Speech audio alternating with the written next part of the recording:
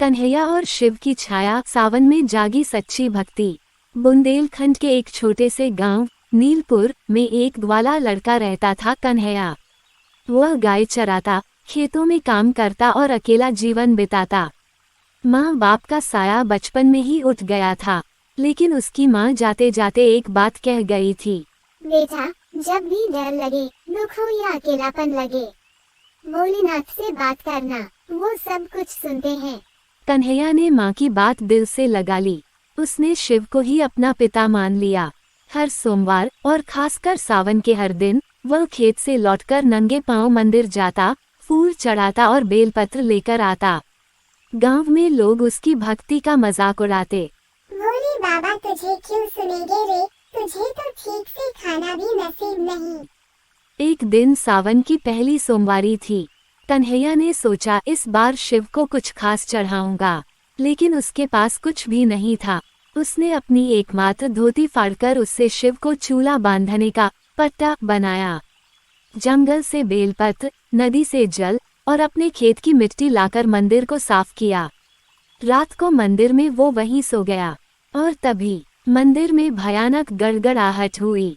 शिवजी ने स्वयं प्रकट होकर कहा, कन्हैया, तू गरीब हो सकता है, पर तेरी भक्ति अनमोल है। आज से मैं तुझ में ही वास करूंगा। कन्हैया के माथे पर शिव का त्रिपुंड स्वयं बन गया और उसकी आंखों से तेज निकलने लगा।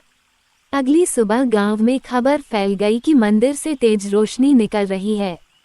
लोग दौड़े आए। देखा, मंदिर में शिवलिंग पर सफेद सांप लिपटा हुआ था और उसके पास कन्हैया बैठा था, ध्यानमग्न। सांप ने किसी को डसा नहीं, बल्कि सबके सामने शिव की आवाज में बोला, इस मानव की भक्ति मेरा वास है, जो इसे जैसे करेगा, उसे दूर हो जाएगा। गांव वाले डर और श्रद्धा से झुक गए। अब कन्हैया की झोपड़ी एक ध्यान केंद्र बन गई। दूर दूर से लोग आकर उससे शिव के भजन, कथा और आशीर्वाद लेते। सालों बाद जब कन्हैया बूढ़ा हुआ, तब भी सावन में वह हर सुबह बेलपत्र चुनकर शिव को चढ़ाता।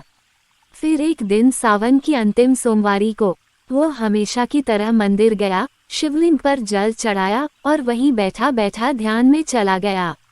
लोगों ने देखा, मंदिर से दिव्य प्रकाश निकला और कन्हैया वहीं समाधि में चला गया।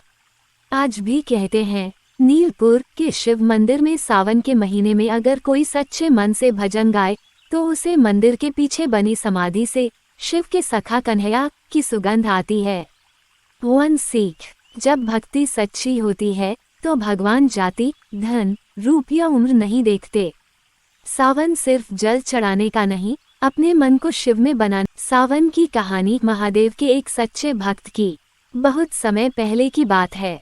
उत्तर भारत के एक छोटे से गांव हरिपुर में एक गरीब लेकिन बेहद भोला लड़का रहता था। उसका नाम भी भोला ही था। वह अनाथ था, पर भगवान शिव को अपना पिता मानता था। उसके पास न अच्छे कपड़े थे, न खाना, लेकिन उसका दिल शिव के प्रति प्रेम से भरा था। सावन का महीना जैसे ही आता, भोला रोज सुबह उठकर नदी से जल लाता और पैदल ही 12 किलोमीटर दूर काशीश्वर महादेव के मंदिर में जाकर जल चढ़ाता। वह बोलता, ओम नमः शिवाय, भोले बाबा, मुझे कुछ नहीं चाहिए, बस आपकी कृपा बनी रहे। गांव के लोग उसका मजाक उड़ाते थे। तू क्या शिव को जल चढ़ाएगा? तेरी भक्ति से क्या होगा? लेकिन भोला हंसकर कहता, शिव अपने भक्त का हाल जानते हैं, वे मेरे साथ हैं। एक दिन सावन की झमाझम बारिश में भोला मंदिर जा रहा था। रास्ता बहुत फिसलन भरा था, लेकिन उसके हाथ में जल का लोटा था और मन में शिव का नाम। अचानक उसका पैर फिसला और वह गिर पड़ा। उसका पैर चोटिल हो गया। भोला बहुत दर्द में था, पर उसने लोटा नहीं गिरने दिया। वह घिसकते घिसकते मंदिर पहुंचा और शिवलिंग पर जल चढ़ा दिया। उस रात मंदिर के पुजारी ने सपना देखा।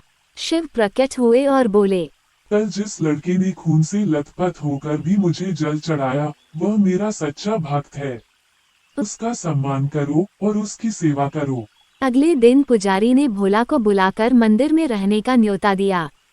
गांव वाले भी उसकी भक्ति देखकर दंग रह गए।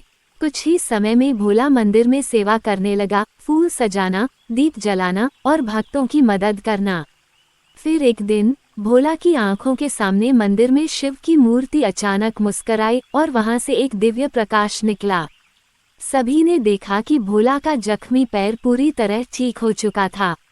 लोगों ने इसे चमत्कार कहा और भोला को भक्तराज कहकर पुकारने लगे।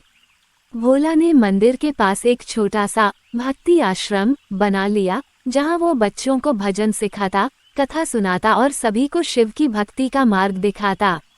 जड़ी बूटी कहानी से सीख। सच्ची भक्ति में कोई दिखावा नहीं होता। जब प्रेम और समर्पण सच्चा हो तो भगवान स्वयं अपने भक्त की परीक्षा लेकर उसकी रक्षा करते हैं। सावन शिव का महीना है। ये समय है अपने मन को पवित्र करने का, सेवा करने का और महादेव से जुड़ने का।